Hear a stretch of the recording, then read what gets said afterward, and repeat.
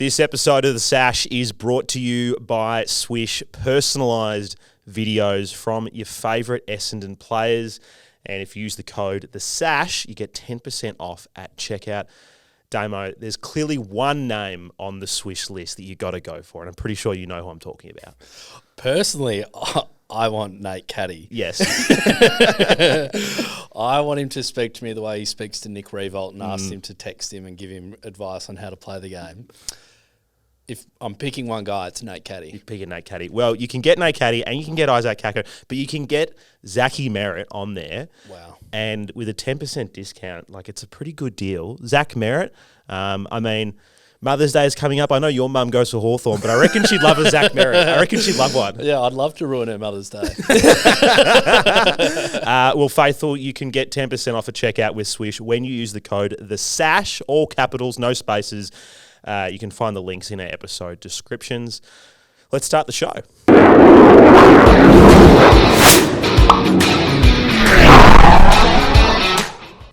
Some fight, some heart, and the Dons outlast a tepid Port Adelaide. This is The Sash, definitely not the official podcast of the Essendon Football Club, coming to you in our new studio here, the Backchat Studios, and joining me for the very first time recording here is Damo. Hello, mate. Bob, not only is it great to be in this new amazing studio, but the lid is off. I think Sam Durham said it so eloquently, as he always does, that Brisbane started the year similar last year. Yep. And onwards and upwards. And I even said to some friends, has a team ever started 0-2 and gone undefeated for the rest of the year? So Maybe. Port Adelaide, they're the second best team in the comp. We're obviously the best team in the comp. Yep. Lids off. Lids off. No, Lids look, off. It is nice to be here. It's nice to be in a good mood. It's definitely been a roller coaster of a week for us Dons fans. But look, great to be here. Great to be in the new studio. I mean, we've only got the 2 cameras this evening, which is good because there's just 2 of us. Next time we'll have 3. We need to get some set dressings going on. It's pretty bland in here right now. This is the first show, but I do have these. So I thought I'd just show these on camera real quick. So these are some little babushka dolls. Now, my cousin, who you know, Sash Small, got these in Prague for me. So this is a Zach Merritt. So this is kind of like Zach Merritt. Now can I show this? And you can't see the back. Can you tell me who that is? You want to have a guess? Current player. Jordan Ridley.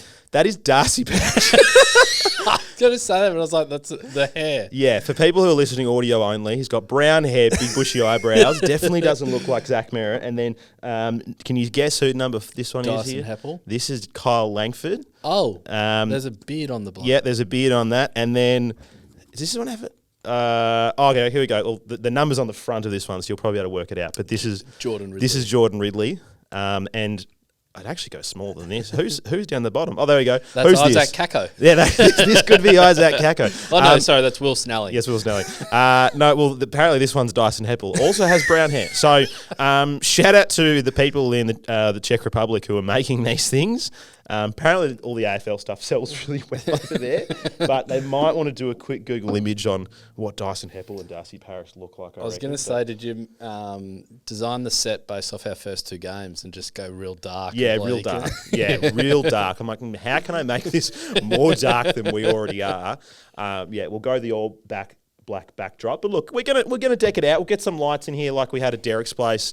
We'll definitely get some more merchandise.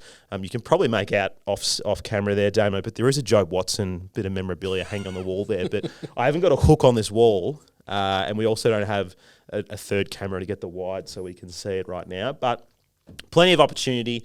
But look, people aren't here to listen to us talk about the studio. Yeah, on a podcast. Yeah, on a podcast. They do want to hear us talk about the Bombers. Mate, what a great effort last night. It was an ugly game of football, which I think put off a lot of non-Essendon Port Adelaide fans. I think a lot of them might turned off at halftime, but we stuck fat and we got the win.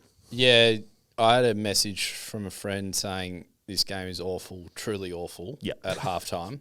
The circle work that they spoke about was semi-hard to watch, but the fact that Port weren't kicking goals was better than last week against Adelaide. So Yeah, good to see the boys bounce back.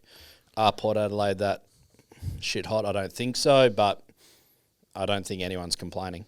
No, definitely not. And like I said on Wednesday when James and I did our preview that, look, both sides, a lot of key players out. I think both sides had 9 players under 50 games. So it was really a night for the young guys to fire, and they had a couple of guys who went all right. That Moraes kid looked really, really good. But then Jace Burgoyne. Jace Burgoyne, wouldn't you love him? Yeah. Wouldn't you love him at Essendon? Gee, he was good. Yeah. But for us, it was our young guys who really stood up there, particularly in the last quarter. And God, I mean, where do you want to start? There's so many different guys that we can pump up after that game. Yeah, I think that just the passage of play with El Hawley. Hawley. We'll get it right. Into Kako, into Martin, goal was a good one. I really, really loved the growth of Zach Reid. I thought he was super in the second half and really grew into himself, I thought, in the second half. So I was really pleased for him to build some confidence. And then I thought Hobbs's second half was good. He had a bit of a crack, and I feel for the guy playing at half forward, but he's doing that quite well. But yeah, pleasing. Yeah, really, really pleasing. You mentioned Zach Reid there, and at quarter time it looked like Mitch Georgiades was going to kick maybe 15 goals. Yeah, maybe hit the 20 mark. I think he had 4 shots on goal in the first quarter, maybe even 5. Yeah. Obviously dispatched Ben Mckay, dispatched Jordan Ridley, and then they gave Reedy the task. And when I first noticed on TV that he was playing there, I was a bit like, oh, could this be another bad night for him? He's obviously had a tough start to the season, but I think we can probably say that's the best game he's played for the club so far. Like, he hasn't had a big sample size, and a lot of those he usually gets injured halfway through, in fairness. Yeah. But not only did he play 4 quarters, but it was his best game. Yeah, exactly. I mean, there was... He's comparing it to 2 other games. Yeah, I mean, he went down, it might have been the 3rd or 4th quarter, but we got a hold in the ball tackle, and he was in the pack, and he was on the ground. He sort of had his head in his hand, and straight away I was like, oh, that's ACL. He's done. He's done. That's it. Season over. Oh no. But no, he was just knackered because he'd put in a good shift. And I'm wrapped for him, because him amongst a lot of guys after last week would have been feeling the heat, particularly playing as a key backman. Yeah. But great signs. Great signs, and defensively, it takes a lot of courage to play that front position and to do it well with craft, and to read the play and know when to engage with your player, when to actually just watch the ball. And what we saw with Ben Mckay and Ridley was they were happy to give Georgiades that first metre of a lead, and then Reid was like, that clearly hasn't worked. And a lot of young blokes do sort of tend to back themselves in speed-wise, and he's like, it hasn't worked, so I have to play him from in front. Yeah. And I thought he was super. He was super courageous, and then he did some good things with ball in hand. That flight, the mark he jumped for on the wing where he nearly knocked himself out.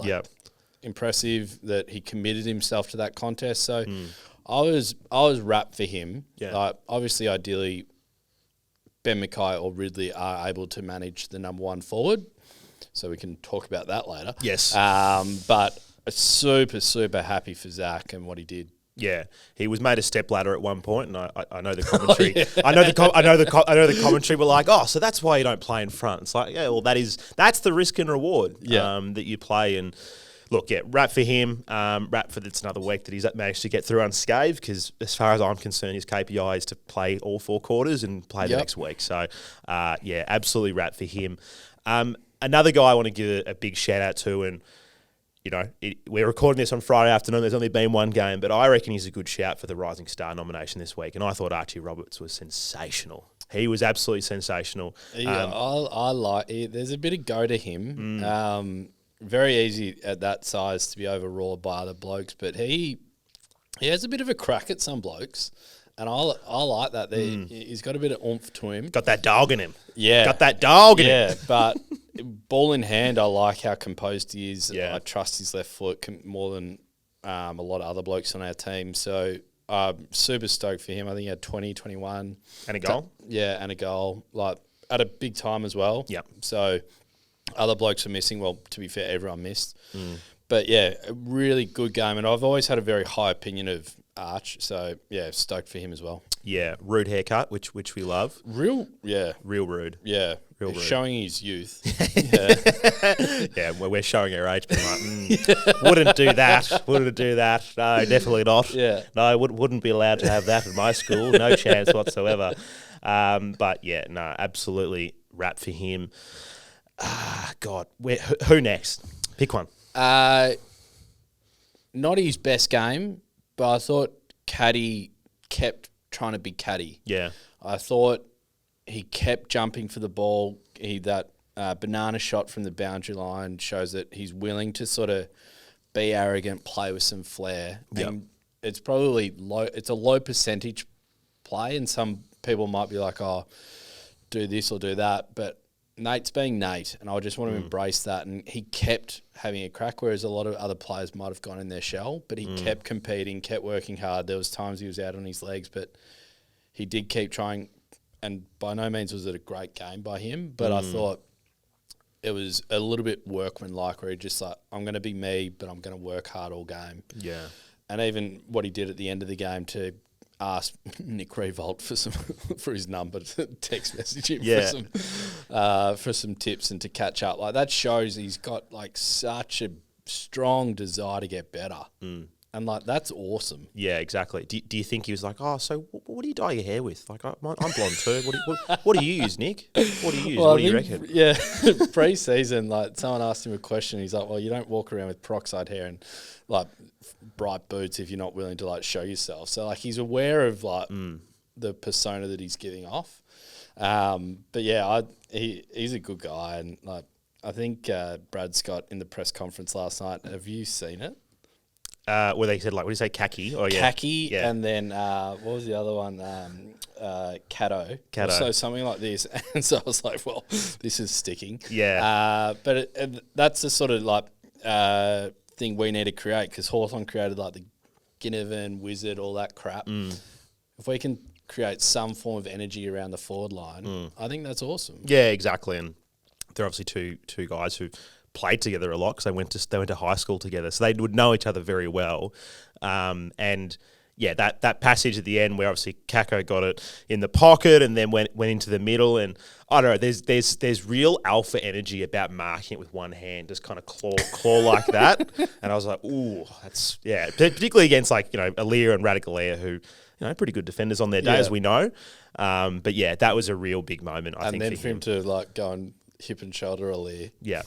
Just let him know about it. Lear's probably got 15, 20 kilos on him at the moment. It's sort of like real big genitalia energy, isn't it? Yeah. And then for Jade Gresham just to fall to the ground in a jumper punch straight after a while. Yeah. Big Thor boy just does his thing. But yeah. No, I thought it was good. Yeah, exactly. Who did you like? I mean, you mentioned Gresh there. I thought that was, I'm trying to remember all the games from last season of Gresh, but easily one of his better Essendon games. Big time. I like the thing they're doing with him and Merritt, where they're sort of swapping who's going to push up, who's not. It's a good way to obviously confuse defenders, and Merritt got a lot of ball, but so did Gresham as well. But I think it was the pressure was what I liked the most about Gresham's game, because there were times where he was in a marking contest against someone who's almost got a foot on him, and he just brought it to ground. And that's all you want from a small forward or a half forward every single time. And he followed up, he chased well, he pressured, he helped get involved in the play. I didn't feel like he was as manic as he can be. Even when he played with St Kilda, he's one of those players who you feel like would just get almost too excited that he's got the ball and just blaze away with it, but he didn't seem to be doing that. And I think across the board, that was really something that they pushed, particularly in that second half, that a lot of our guys who are known to blaze away really went, okay, let's lower the eyes, stop going long to Alir and Radicalea, let's look for those shorter options. Yep. And that's the result right there. That's how we won the game. Yeah, and I think Gresham and Merritt played a big role in setting the tone. Like, they were instrumental in the first 5 or 10 minutes, and then we really dropped off after that 10 minutes. But those two guys were the big guys that sort of kept the energy up. And so I thought it was a great game, and whether or not he's had a real kick up the arse from the coaches over the pre-season, I don't know, but I feel like we're seeing either a re-energised Jade Gresham or someone that's like playing for his career in a way, because Kako has come in. Yeah. I feel like Kako's presence has only elevated Gresham's game because like, shit, this is what I got to do. Because I think he played a bit safe and got a bit ahead of himself at times. Yeah, I agree. But I also would say that he started last year well. I agree. We were like big cahoots for him. And just like most of them, like Stringer and all the rest, but he really faded. So the challenge for Jade, I think, with his age and his profile is, can he sustain it? Yeah, correct. Because I mean, he was the sub in round 1, so it's an indication of where you are in the list if you're the sub. Yeah. And we had a pretty close to full strength side in round 1, so yeah, good to see him have a bit of a kick up his arse. You mentioned big guys just before that. I reckon we should probably talk about a few of them at either end. Some good, some bad, but let's start up the forward line and talk about Sammy Draper. It's a good sound. You should have just done it on mic. I didn't know what was kosher. He's like, should I crack the beer? It's Friday afternoon. Yeah. We're doing a Friday pod. We're drinking these beers, which we're not sponsored by, but if they want to sponsor us, they can. I mean, Come to town, tradie. I mean, they sponsor Essendon. I mean, they're pretty cheap. That's why I got them. Yeah. So. Well, I find it hilarious. You're bringing up Sam Draper, who was literally in a tradie ad. Yeah. We're drinking tradie beers as we talk about Sam Draper. Yeah. And we're not sponsored. And we're not sponsored by, guys, come on. Give us some cash. Give us some cash. Yeah, load us up. Yeah. Anyway, he's now kicked 6 goals too for the season. I honestly need to go back and watch the round 1 game again in him because I'm fairly certain he's done 6 check sides and they've all gone through. Am I correct in saying that? I would agree. Yeah. I think he's 100% at the moment. With the check side. Yeah. So did he had a set shot. I think he centered it last night from 40, when he was about 45, 50. That was a drop punt. Yeah, but I don't think that registered as a score. No, because that dropped short, and then I'm trying to think about round 1. I really need to go back and look at this. I reckon it could have been like an in play behind. But yeah, I'm fairly because he certainly didn't miss one last night. Didn't miss one against Adelaide. No. And I think he only had one against Hawthorn. So he had 1 goal too, but against Hawthorn. But I don't think they were check sides though. I think one of them was on the run. Yeah, I'm not sure about the second one though. Because I watched last night and I've been to the other 2 games and seen every minute. Yeah. He hasn't missed one. He hasn't missed a check side. No. Yeah, so I think we all got to accept that that's happening now. And the collective moan that has definitely happened last week. I love that it's getting celebrated. It was less than so last night. Yeah, like he's kicking goals. Who cares? Like what did we kick last night? What was the goals and points? It was a lot of behinds. Let's have a look. So it's just loading. I had a different game up here. Come on, internet. All right, we got loading. 9 goals, 18. So look, if someone's kicking straight, we will take it. And he kicked 3?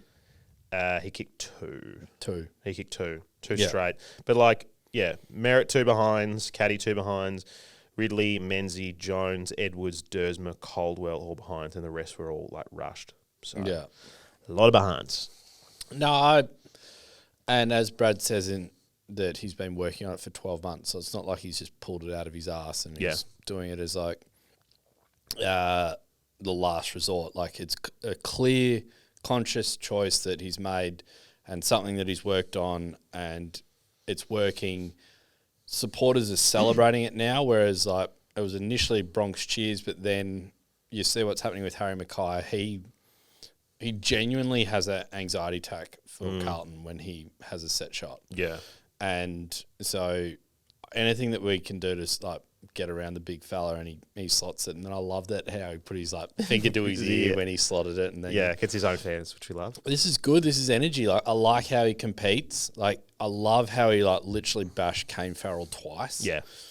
Flattened him twice. That was awesome. So I like what he's doing to our forward line. Yeah. He brings a lot of chaos that Peter Wright never did.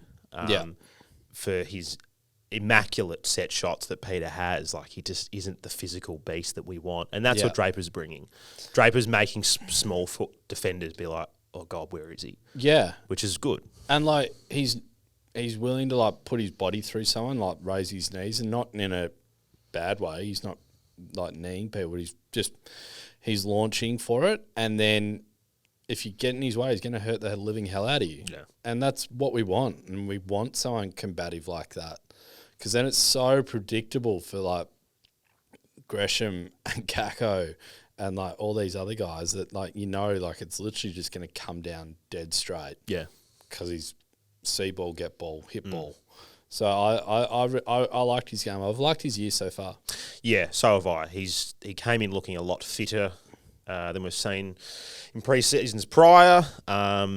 It's working really well, the tandem that he's got with Brian, and he is the forward ruck of the pair now.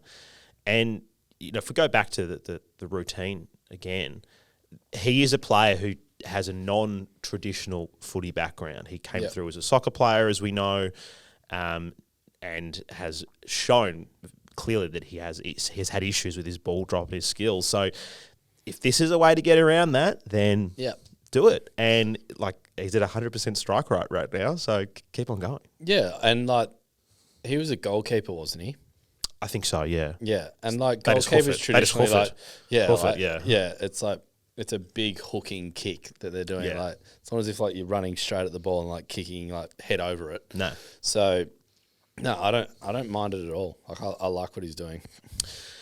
You spoke about Bronx cheers, and you mentioned one Mckay, but I do think we need to speak about our Mckay. Yeah. And I did a little post-match reaction video last night, and I spoke about this, but, like, look, we criticise players very hard on this program. It's why people enjoy it. I like to think we're pretty honest with our opinions. That's why we have millions of listeners. Yeah, all those millions, and millions of dollars too, apparently. But I wish. What I wanted to say though was, like, on match day, when it's 10 minutes into the game, we've got to be supporting our players. Like, I know there are players who might not like him. They might not agree with the salary that he's on, and he hasn't been in form. I think that's fair to say. Like, he hasn't been in form at the start of this season, but he is one of our own. It's the start of a game. We can still win the game. We should be supporting our players. Now, like, all the stuff you see post-game, obviously people carry on. You get people yelling over into the race of people. But the Bronx cheers 10 minutes of the game is very Carlton energy. And I don't think that's something we want to be doing as fans. Now, if we have a bad game, post-game, like, sure, if you want to talk to your mates and get upset about it, if, people comment and stuff on social media, like, that's going to happen. If you want to send the hot takes to us, we obviously criticise people really hard here on this show. But on match day during the game, like, we should be supporting them. We all want to win. We want them to be good, don't we? Yeah, and I don't think it's going to do his confidence any good. I certainly internalise a Bronx cheer when he did stuff, but I didn't really bring myself to Bronx cheer. Yeah. And I guess that's probably the thing that I want him to be able to be Ben and be good. It's just I'm struggling to understand him as a footballer right now in terms of his disposal. He's clearly in his own head. Oh, 100%. Yeah, and he's struggling. Brad says he's coping okay. I find that hard to believe based off some of the stuff he's doing. But, yeah, he's a really, really tricky one because at halftime I would say his performance was not up to AFL standard. No, I would agree. He was playing as a VFL fullback. His second half was better, but there was times he was matched up on Joe Richards, like small players. Like, these aren't difficult matchups for him. So hopefully, like, the critics, like, quieten down a little bit and he builds into it. But I don't know, he's not filling me with confidence. No, of course not. And, like, I'm not sitting here defending him saying he's been great. Like, he hasn't been great. But I just think that as supporters during the game, when it's winnable, like, I understand when we're 10 goals down and we're getting thrashed that people are going to get upset. Like, I'm not going to begrudge people for being shitty during a game when we're getting thrashed. Like, you and I sat in front of some blokes who were very upset during that Adelaide game. Don't get me wrong, we were upset. But one of those blokes kept calling him Harry. Yeah, he kept calling him Harry. But and he's like a long-time Essendon sports. Yeah. Mate, it's Ben. Yeah. Was he being ironic? Who will know? But, like, look, I like to think that when I'm at the footy, I'm a positive supporter. I'm more likely to call out a positive thing than a negative thing. That's who I am. I save my negativity for here, my little safe space with the microphone. But your dark my dark little room that we record in here. Yes, but like the game is winnable. Like, let's get around them.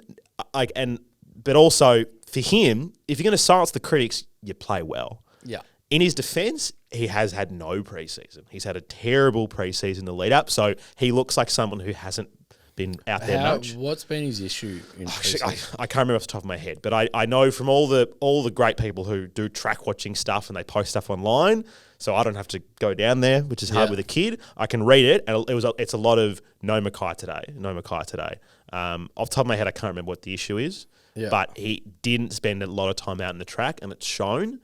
What I hope for him now is that there's 14, 15 games till the next game that we play. There are going to be players who are off to Bali. 15 days.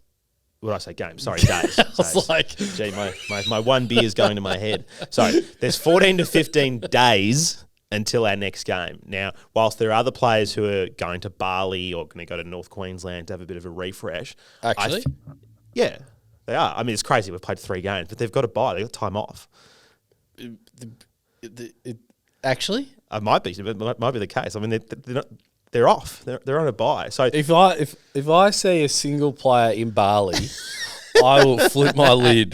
Like, you guys have got a lot of work to do. We'll see. They might have a couple of days there. But anyway, mate, the point of what I'm trying to say is that this is a time for Ben, who hasn't had a good preseason, who hasn't had a good start to the season, to really knuckle down and put in some good work over the next 2 weeks before our next game, because we're going to be playing Melbourne. They've got some young forwards who on their day can all be pretty handy. Yeah.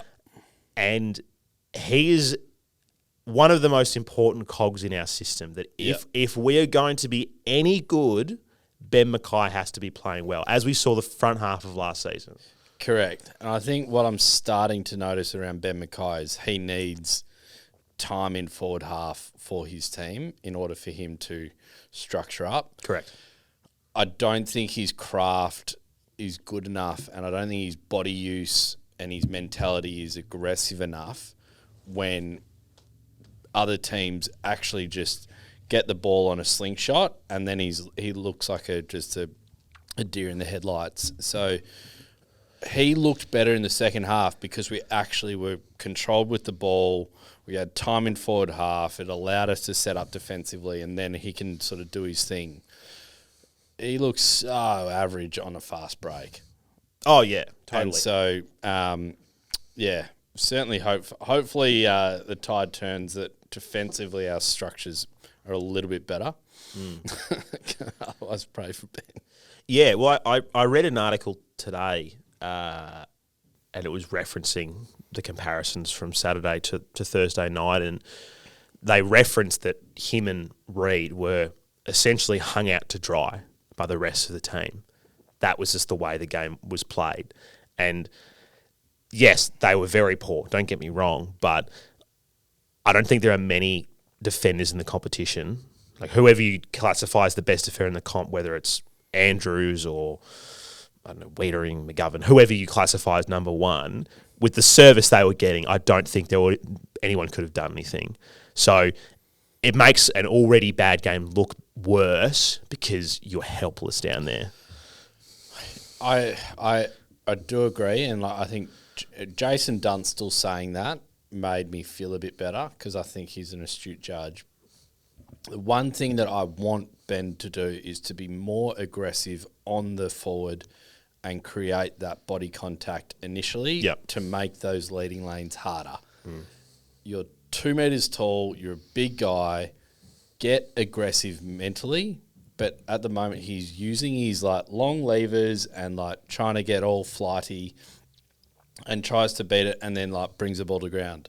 I want him to be more combative, more engaging with the forward before the ball's coming into the forward line. I'm just not seeing that. He's just picking and choosing and being a bit too cry. And that's why Georgiades just had a field day with him because he got an easy run at it, got that first 2 meters on a lead, and it just looks sloppy. Yeah. And then lo and behold, Zach Reid goes back and then Georgiades got to somehow get around him. Yeah. And struggles. Yeah, exactly. It changed the game. It's just, he in no way should be getting ragdolled by Georgiades. And the first marking contest, Mckay got schooled. Yeah, and I was just being like, oh, what's he doing here? What's he doing here? So we should probably move on because it's getting depressing again.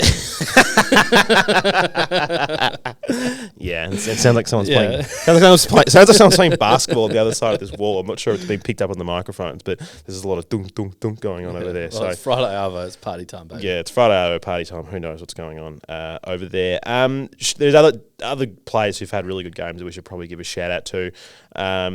Obviously, Jai Colwell continues to do well. Dylan Shield, I feel like, should we chat about a little bit? Like, he did a lot of really good things. He also was very Dylan Shield at times. Very Dylan Shield. Blazing away. 709 metres gained, which is pretty crazy. He also had a very low time on ground. So he was only on the ground for about 67%, which is the only people only Menzie had less time out of the people who were subbed in and subbed off. Menzie. So, oh God, he makes didn't play a lot, but it really just shows that with Shield, it's like, all right, he's clearly plays his best footy in the midfield. Correct. Everyone understands that, but we have no long-term future with Dylan Shield. No. So we are served better by playing a Sardis or a Perkins or a Hobbs or whoever it may be in that position. Yeah. But for the coaches, it's also important for them to get some wins and get the Wolves, away from the door. Yeah. So short term, good, we got a nice win. Long term, would have been better if a Hobbs played more time in the guts than Dylan Shield. You know what I'm saying? I feel for Hobbs. I thought Hobbs' second half was really good, but he's also on the lovely. There we go. Thanks, Tradie. No sponsor. Yeah. I'm very intrigued to see what match committee do with Perkins, Sardis, Parrish, Shield, Hobbs all available. Because someone's getting dropped. Yeah, but probably not sure what happens there. I can't see all five of them fitting into our side because none of them are world beaters. Sardis, Shield, and Parrish are probably fighting over a very similar spot, and Hobbs and Perkins are similar-ish. So that's where my curiosity is around how devoted is Brad and the match committee. The hell is going on in there? To blooding youth. Yeah. Because that's where I'm like, put them to the hounds with Sardis and Perkins and Hobbs playing without sort of Shield. Yeah. Because I think the experiment's gone. They tried to get as much value as they could out of him to maybe trade him last year, and that didn't work out because no one wants him because they obviously understand he can't kick. But see ball, get ball for Dylan Shield. Was he good last night? Yes. Yes. Do we appreciate him last night? Yes. Are we grateful he finally did something? Yes. And watch this space. Yeah, exactly. I think if Sardell Hawley is fit enough to play a full game, which you imagine he's played that game, he's pretty close to being there. Obviously, again, had a bit of an injury, interrupted year, I guess you could say, that there is so much more upside to playing him over Dylan Shield.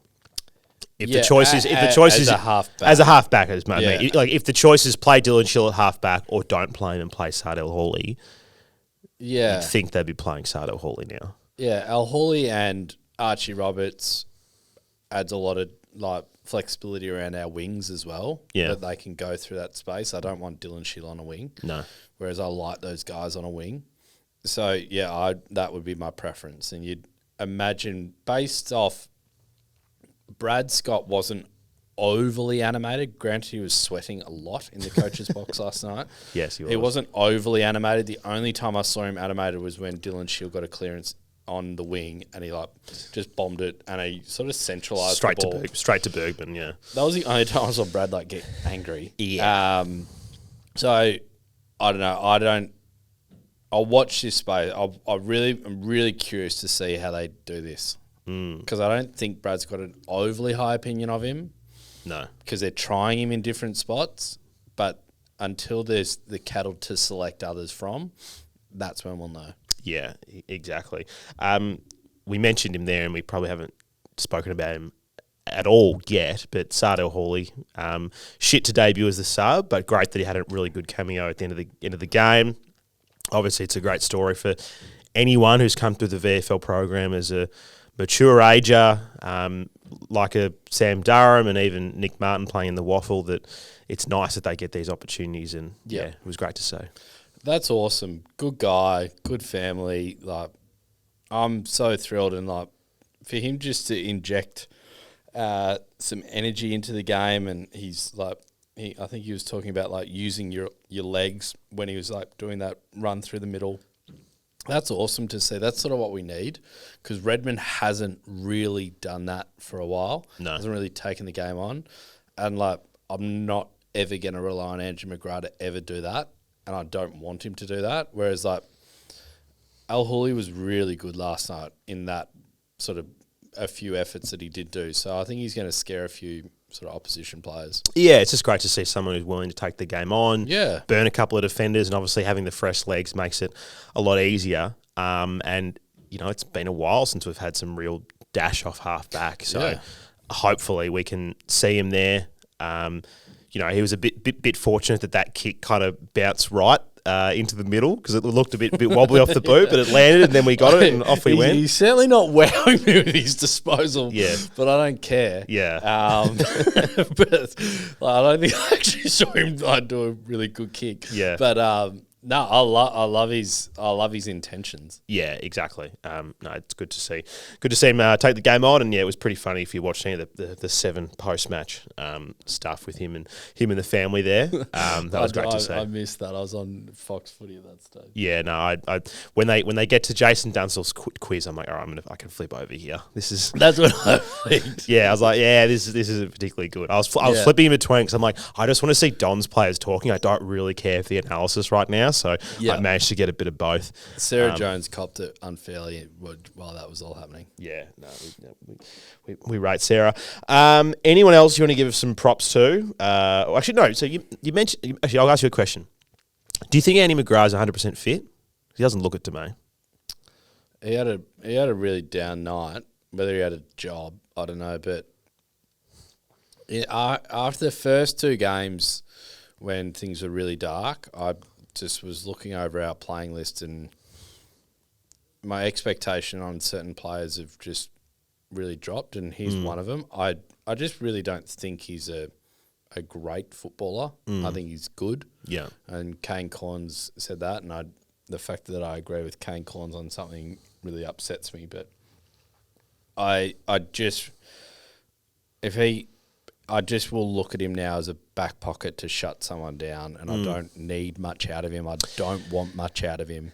The less the ball's in his hands, probably better, and I'd rather give it to other guys. Yeah, I think for me was that there was, during that game, particularly when Port Adelaide had some good runs, is that the things that I know him being good at weren't happening. And he got beaten a couple of times really badly by Burn Jones, who's a very good footballer, mind you. But I was watching it and I was like, you're better than this defensively. Like, this is your strong point, is you're good at this. And I was watching and going, like, is his head not in the game? Is he carrying something? Because it just didn't look like the defensive Andy McGrath that we know. Because, like you said, with ball, there's a lot of stuff we can talk about. But I usually back him in that scenario, and he wasn't good at all. Yeah, and sort of spotlight needs to go on him, because like backs to the wall, I thought our backline, our midfield was good. Like Zach stood up, Durham stood up, he went up a notch. So did Jai. He was awesome.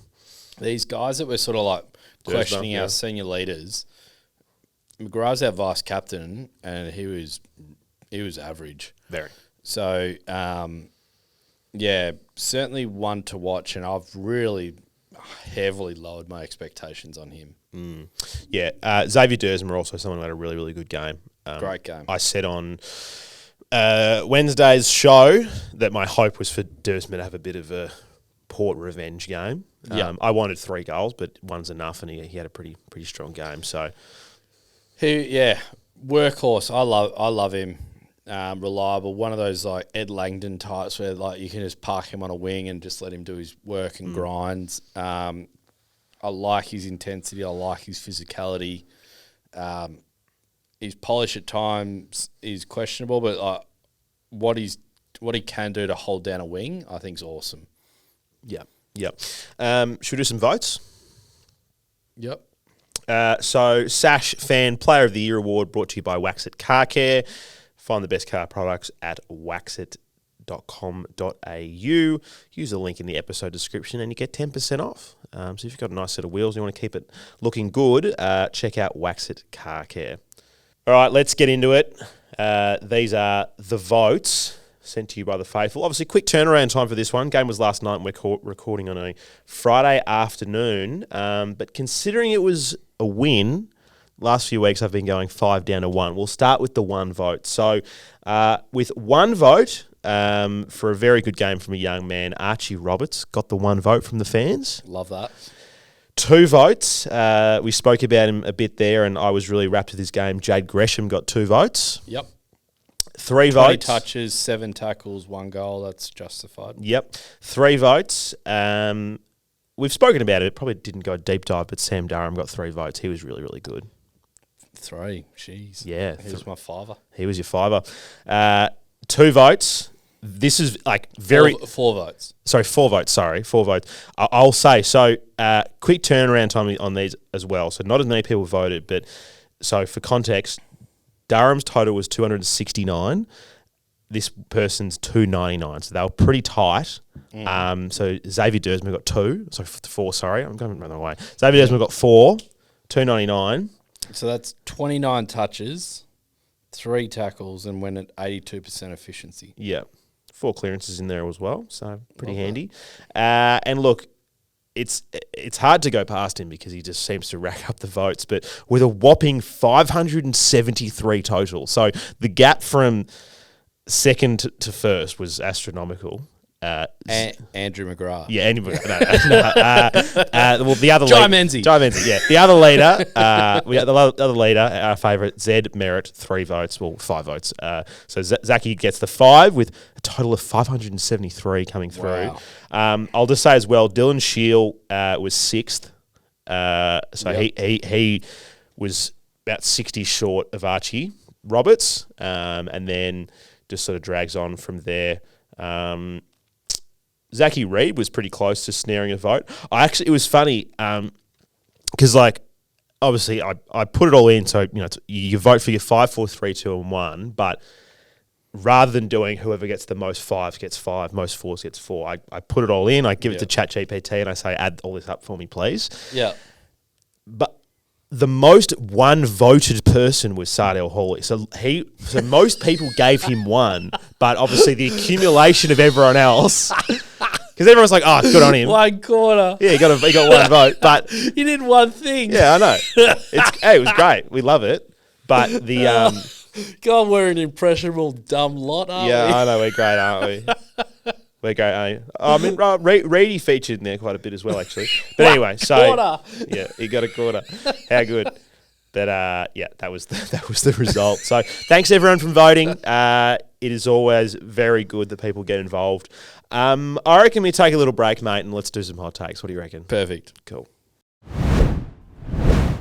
This halftime break is brought to you by Ticket Merchant for the 2025 AFL season. Whether you're looking for tickets to Essendon games or you want to go to a concert, a comedy show, maybe that special event you want to take the Dahl out or the Mister out for a special night, maybe even just the family for a treat, Ticket Merchant can look after you for all your tickets. Head to theticketmerchant.com.au to explore their massive range of tickets. Let's get back to the show. Thanks, Rob. It's that time of the week where we get some totally rational and well-adjusted opinions onto the pod. On the Sash, it's Hot Takes. Hot Takes.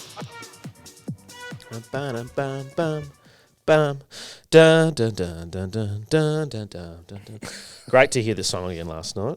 Oh, was it ever? It was very nice.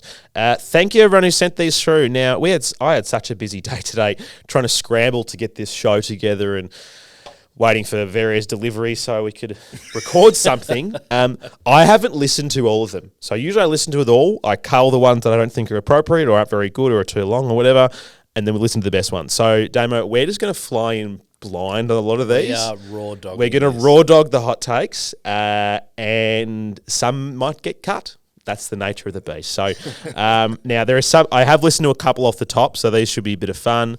Again, thank you to everyone who sends them through. Big old language warning because there's about to be a lot of F's and C's coming up. But that's what we love about hot takes. So let's start with Braden. Thank you, Braden. Rob, it's me, Braden from South Australia. Here's the fucking siren!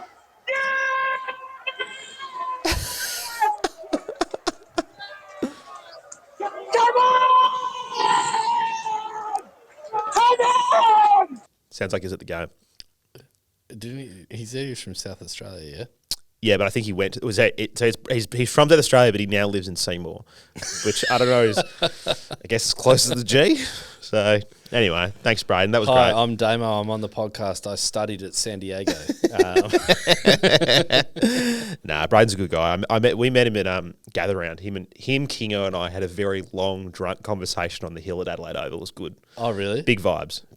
Good man. Big shout out to Kingo. He celebrated hard last night. Yeah, it was a 2:30 a.m. arrival home. Oh yeah. Yeah. He does have to get a V-line in Geelong, so that's pretty fair. Well, he Ubered home from Melbourne. Oh. Yeah, the wife would be loving that. Yeah, he sent me a message pre-game. He said, I'm in that sort of mood like that night that we almost got in a fight at the Sydney game. And I'm like, oh, okay, that's a vibe, King. I like that. He said the game turned when him and his mate switched to bourbons. So that'll definitely do it. Yeah, I said to him, I was like, oh, you're working in Melbourne on Friday. Do you want to come in for a pod? And he's like, no chance. Absolutely no chance. I'm like, okay. He's not in a good way right now. No, fair enough. Next one's from the Badger. Thank you, Badger. Fuck you, Carlton. You got the wrong side. Yeah, the fucking Plains. Like that. That's staying. Next one's from Red. Thank you, Red. You got to record it. G'day, lads. Two of us here. Our hot take is Sardi making All Australian this year. Up the Plains. That's a hot take if I've ever heard one. So not only is he come very close to getting one vote, we're now going so hard that he's going to be in All Australian off one quarter. Yeah. It'll be great. The Essendon cycle will turn around and we'll be potting him in no time. It's amazing me. It's got to nearly, I don't know, we're close to an hour here of recording, and I haven't mentioned the redemption cycle once because that was my notes last night. I'm like, oh, it's typical redemption cycle Essendon, and I just totally forgot to talk about it. But anyway, good old redemption cycle back and forth last night. Nico the Sicko, he sent a good one in last week. Let's see how it is this week. That's much better. I've got no voice. Oh, fuck me, that was awesome. Bit of fight, bit of determination. Shield stood up. Young fella stood up. Merritt did his own thing. Jeez, if we keep doing that more often than not, we'll scare a few teams. Oh, I loved it. Not so much a Sicko this week. Love you, boys. Up the Plains. Needs a lozenge, that man. Needs a lozenge. It's a lot of darts. Yeah, it's a lot of darts right there. This one is Start Sard next week. I wonder what this is about. Oh, please, baby, please, open your eyes. Start Sard next week. Yeah. Start Sard next week. Oh, Ben Lee would be so proud of that take. Great. That's really good. Dear old Rory from Scotland. This will be good. The storm clouds were gathering. The rebuild was on. Brad Scott must go. Essendon fucked it up again. Everybody wondering, what are we going to do when we're going into the bye and a gathering game against Melbourne 0-3. I guess we'll never know. Got to say, it got me there at the start. I was like, where's this going, Rory? Where's this going? But no, he brought it back. On your Rosa. He brought it back. Matthew, thank you, Matthew. Hey lads, what a win. Scrappy, sloppy, but we persevered. Gutsy and gritty. I love it. That's the Essendon world. The baby bombers are in. Al Hawley, he needs to start every week. Draper needs to stay forward. Keep him out of the ruck, unless he's playing in the forward line. You can ruck forward. That's it. Brian, permanent ruck. Draper, permanent forward. Al Hawley, in. McGrath, out. Mckay, second half was better. First half, mate, he got dominated by Georgiades. But anyways, enjoy the win. The rest of the season may be up and down, but yeah, go Plains. There we go. Not a bad take. Not a bad take from old Matthew. A bit brutal. That's okay. I'm glad he agrees with everything we've spoken about tonight. This one's from the planning department. Here we are at the planning department. Let's have a look at some applications.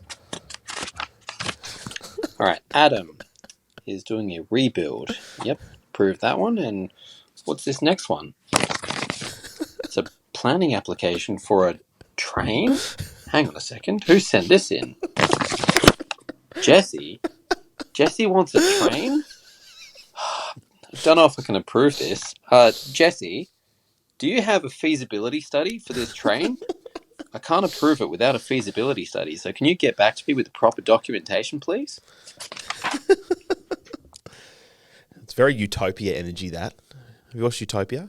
No. You should. It's very funny. I couldn't be more confused. Yeah. No. Did you listen to the shows where Jesse talked about the train last season? No. It's Jesse's train to finals is what he kept speaking about.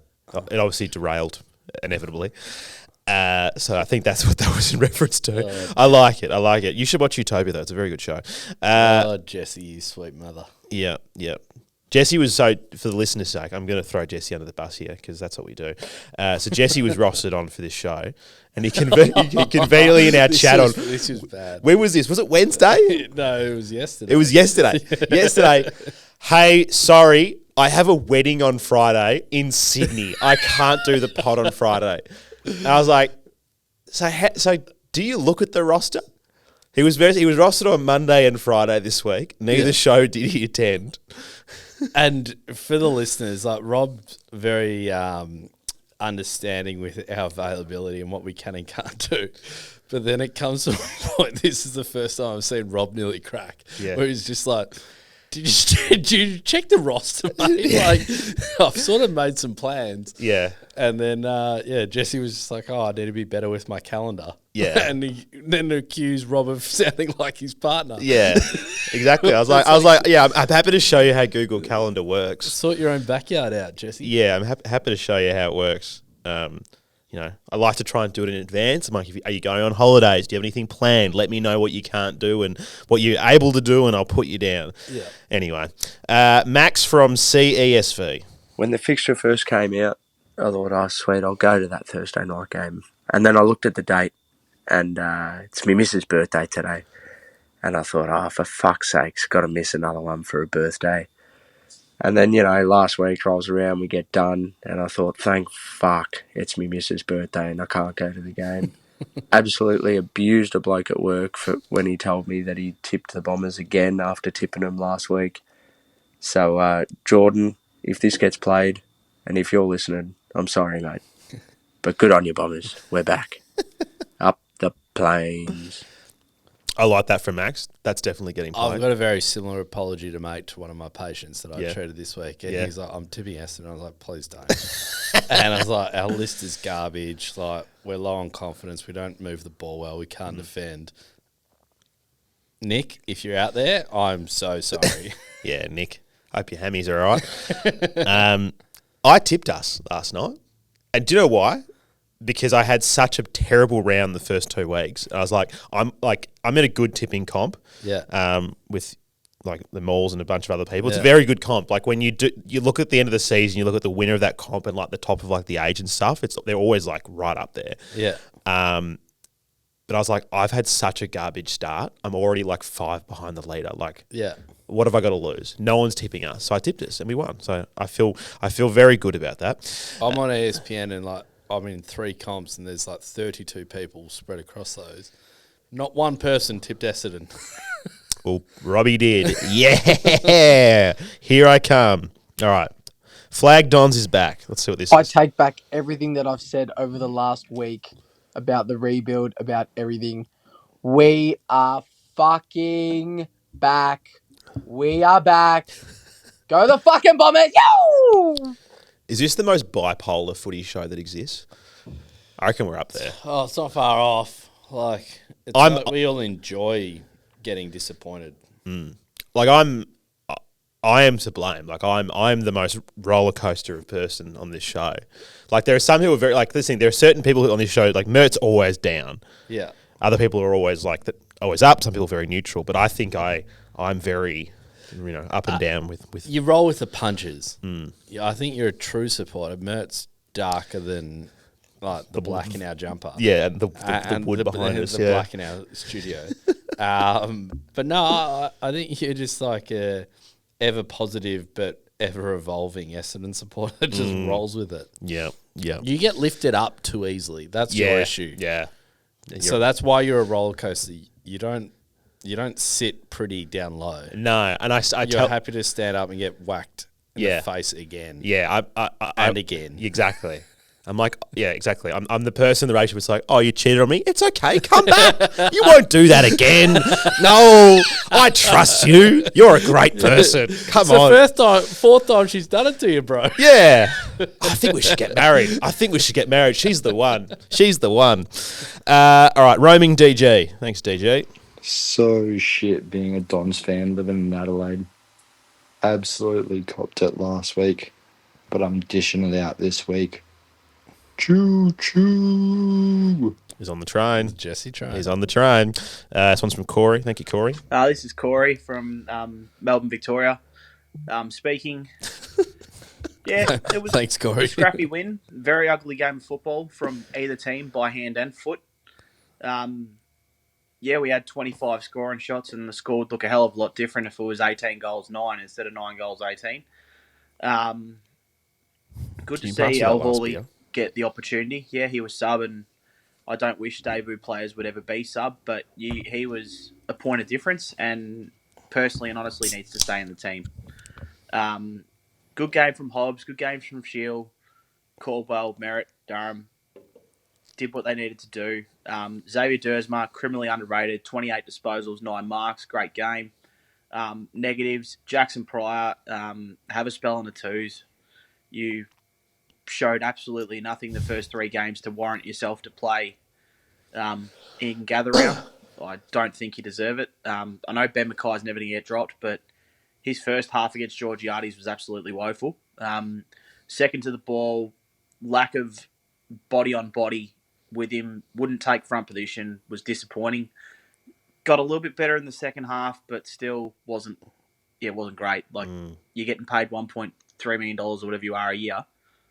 Just show something, mate. Got to be better than that. Yeah, onwards and upwards, lads. Hopefully I'll hear from you on the podcast. Cheers. That was too astute, Corey. That was too sensible, too Corey. rational. That analysis was too good for this show. Yeah. More F&Cs, please. Yeah, more emotion. Get on the Rob roller coaster. Yeah, get on the bipolar pod that we are doing here every single week. That being said, all good points. All right, we're about to head into dark territory here because this is where I haven't listened to anymore. So some are going to get cut. So this is the cure to male loneliness epidemic is Sam Draper inside 50. Interesting name. Let's see what this is. We've got the best side in the league. We've got the best side. Yes. In the league. We've got the best side in the league. Oh, listen, still got so many fucking problems in that team, but still, I just think we should enjoy that. Enjoy that introduction to Sardol Hawley and just some of the improvement that we saw. Yeah, go Dons. That was great. like a negative about AFL culture in general is that we don't get around the big song together like they do over in England. Yeah. But could you imagine a Dons win over Carlton and we've got the best side in the league? Like, that's awesome. That would be so good.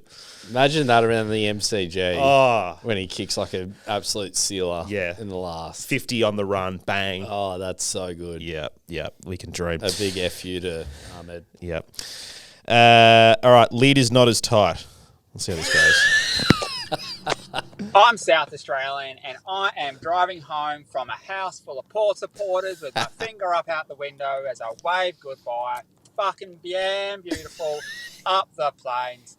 The best part of the televised game was when Dylan Shield blind kicked it on the boot, cut straight to Brad Scott, and he was fucking disgusted. Yes. That's what I spoke about. Beautiful to see. Yes. Up the plains. That's the best thing about the telecast, that he's celebrating a win. Yeah. What a win. How good was Brad cracked the shits? Yeah. Good on him. We've got a lot of fans in SA, it seems, which is great. Love that. Epic Boss 123. This guy actually sends a few in, so this should be good. Since our official rebuild announcement last week, we are undefeated. So, you know what? Can you guys hear that? Can you hear that in the distance? You know, the little chugga, chugga, chugga, chugga, chugga, chugga, chugga, chugga, chugga, chugga, chugga. The train. Wow, the train. The train's, it's been recommissioned. How many times did he mention this train?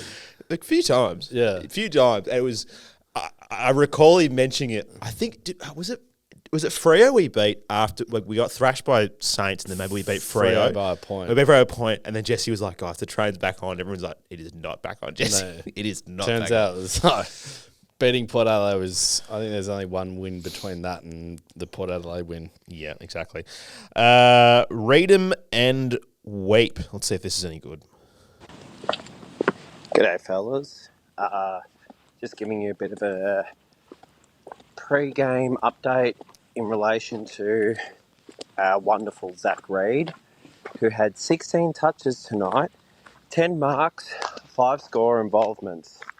We were very quick to write him off early. And you know what? He's played consecutive games without being injured, and he's got slightly better. So perhaps we should keep the faith and back in our boy, Zachy Reid. Because you know what? We've got nothing to lose in throwing him out there. And with Jordan Ridley back, he looks a lot better. So you fucking get around him. Yeah, Go right to on. the Plains. Right on. I will say I've never ridden Zach Reid off. No, neither. I'm number one Zach Reid fan, I reckon.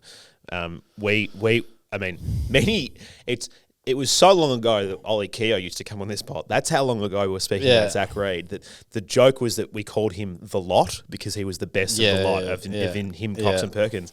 And I stick by that fact. I stick by that he's the best of the three. Well, he became the best player when he was like the central pillar of our defence because Ben Mckay couldn't hold down Georgiades. Yeah, exactly. So we love it. The Mert train. This will be interesting. Oh, God. Our side is good. Carlton's one is shit. See what happens when you show a little bit of fight? Up the plains. Not bad. Not bad. We're going to fly through these next few, Damo, because I reckon in 15 minutes we want to be done with this show. So we're gonna go through a couple more. Actually, I reckon we could probably get through all of them. I've got a sushi platter waiting to be picked up. What time does that have to be picked up by? It's currently 6:15, and my wife said it's ready at 5:50. Okay, all right. The doghouse is a brewing. The doghouse is a brewing, so we're going to be quickly. All right, this is Sharknado. Hey Jesse, do you hear that? The fucking train. This fucking train. I need to listen to more shows. Yeah. There we go. The Jesse. Are we giving it a name? Is it just the Jesse train? I think it's just Jesse's train. I mean, he's Don's train or just Jesse's train. I could just be Jesse's train. I mean, he's the conductor, I guess, of the train. I'll be the tickets guy. The fat conductor. He's the fat. Jesse's the fat controller. I'll be Thomas the tank engine. I'll be the tickets please guy. Tickets please. Tickets please. All right. Now, we've obviously got Lurker, so we're going to end on Lurker because we like to end on Lurker. But let's go for a couple of quick ones here. So this is Flagged Ons. I'm in a Korean restaurant eating chicken after a fucking mammoth dub. Oh. My voice is gone because I was abusing a Port fan who wouldn't shut the fuck up sitting behind me. Rebuild. What fucking rebuild? Winning the flag. Cut the dots. I could go some Korean for dinner. This is Wacko for Kako. A lot of talk during the week about a rebuild, but I'm glad it's over. We've rebuilt, and we shouldn't lose a game from here. After Plains. That's a very sensible supporter right there. Yeah. This is Bruv. Thank you, Bruv. Yeah, g'day, boys. Hope he's well. Just wanted to get your take on the Sam Draper situation. So, I love Drapes, even though he's very hit and miss. And by all accounts, it sounds like he's going to re-sign. But if we're going to use this bloke primarily as a key forward, is he actually worth $800K a year? Or are we almost better off letting him walk to Adelaide and getting a good first-round pick for him? Just food for thought, boys. What's your take? Well, I think it depends on what they offer, but culturally and energy-wise, I want to see the rest of the year. I think he adds value and energy to the group. Yeah. And what I've seen is he's more combative than any key forward we've had, even before Joe Danaher. So he's the most combative forward we've had since Lloyd, really. Yeah. So Courtney Johns, I don't know. No, keep going. The Messiah. Yeah. I'm in a headspace that I want to keep him. Yeah, I think so too. Just because, as good as Brian has been for our expectations of Brian, I think you're putting a lot on his shoulders if Draper walks. Yep. And then we're just left with Brian, because what happens if Brian goes down, and then you've either got Goldstein or like Vicentini to come in, or Cale Guerin to come in. So I think options are a good thing. Having players who can play multiple positions is a good thing. And also, it's Nate Caddy, and Harry Jones is not a key forward. No. Peter Wright is not at AFL standard. So it's just Nate Caddy. So if we let him go, we are running very thin as a key forward group. And then if you use a draft pick to get a key forward, they take years and years. So they'll be younger than Caddy. Yeah. So you're not probably getting the fruits of that trade unless you want to be going for a premiership in 8 or 9 years' time. Yeah, I think if you let Draper go, you're either going, okay, Peter Wright's playing every single week. No. Or you have to bring in another mature age forward who is big enough to command a reasonable defender. Yeah. That's your choice, because otherwise it's just, like you said, it's Caddy, Jones, Tommy Edwards, Langford getting monstered. The only thing you can probably do is the war chest of cash that we apparently have is throw that at someone good. Throw it at me. I'll take the money. Throw it at me, Essendon. And use that draft pick on someone else. Yeah. But again, you're putting a lot of pressure on Brian. Yeah. Look, if we concede another 160 points to a team, 3 first-rounders sounds pretty nice to me. But anyway, let's keep moving. This is Whack Daddy. Fucking yuck. But also, let's go! Short and sweet. We like that. This is Standard Applause. In regard to Ben Mckay, I reckon those first couple were jeers, but I think as the game progressed and he started marking more and distributing a bit more cleanly, those jeers I actually think turned into genuine cheers. Okay. Something to think about. I hope so. I mean, I wasn't there last night. I watched from home. Yeah. Parental duties required me to be there. But yeah, interesting to know anyone else who did attend the game, if they thought that was the case. I'd love to know. Yeah. Love to know. It seemed that way. Yep. All right, we're going to do 2 more because I know that you have to go. So obviously, Lurker, Always sends in a really good one. We like to end with Lurker. But someone sent one in that said the Lurker's extroverted cousin, and I haven't listened to this. I don't know if it's any good, but I feel like we should listen to it before we hear the great man finish. Let's have a listen. Hey, boys. Some positives first. Good win. Good to see some smiles on people's faces with the dub. Got to be honest, though. There's some decent talent coming through, I think. Not too sure. Every time Draper puts it sideways, I sweat more than a gypsy with a mortgage. But who knows? Let's see what the next few rounds bring us. Unfortunately, I still think we're shit. He won me back there. Yeah. I was like, don't know about this take, but no, he won me back. Yeah, he's not wrong. Won me back. Well, Damo, there's only one way to end the show, and that is to hear from the Lurker himself. Let's have a listen. Sard swoops, Durham dishes, Sard sizzles, Caco crumbs, Martin majors. There's the future. Go Plains. Yeah. The Lurker. We love that, don't we? We love that. Real sicko. Real good energies. That's fun. That's the first pod we've ever done in this studio. Great pod. Great pod. The debut pod here in the studio. Hope you've all enjoyed it, everyone. Hope you all enjoy the fact that we have a review coming out on a Friday night of all times. Yeah. But enjoy the time off. We'll have a bit of a break next week. Yeah. And then, we've got a bit of content to come after that. I think we'll do a mailbag, not this coming Monday week, we'll do a mailbag show with James and Joel. I'll do an opposition preview with Adrian from the Debrief, which will be a bit of a laugh. Oh, Jesus. These are always a bit of fun. Yeah. If they're 0-3, we'll pray. Delicious. That'll be great. And then we play the Ds, so we'll crack into that, and that'll be a good fun. But Damo, final thoughts from you? Onwards and upwards, got to maintain that intensity. And I think, as one of the hot takes said, I'm not sold on us, but I'm really glad we bounced back. Yeah. That was a good show of character. Yeah, exactly. Great to get the win. Nice to get the monkey off the back and get the first win for the season. Lots to go. So much more improvement that this side needs to have. But enjoy the wins, people. Enjoy the wins. Have a great night. Go Dons. Dons footy, baby.